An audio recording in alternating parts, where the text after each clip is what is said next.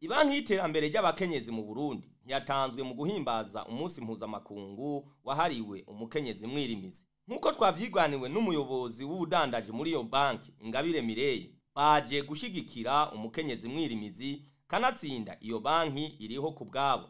Ikaba ifise ihangiro yo kuza irabaha ingurane kugira ngo umukenyezi mwirimizi ashobore kwiteza imbere. Ku bakenyezi bose bazoba bafise konte muri iyo banki.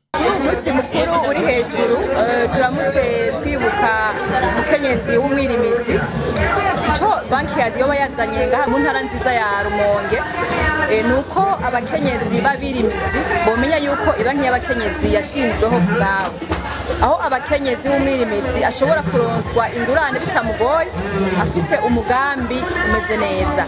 Ni kuvuga umugambi w'uburimyi, w'ubworozi n'ubudandaji, no ku bakenyezi bakora ibintu vy'imyuga bose barahamagariwe kuza kuronka ingurane mu banki y'abakenyezi, aho baheza bakaronswa ingurane ku bakenyezi bari mu mashirahamwe mu bice 7%. Urumva yuko ibyo bice 7% ku bakenyezi babirimizi byoroshe ari vyiza cane, aho duheza tukabahereza ingurane atangwate tubasavye.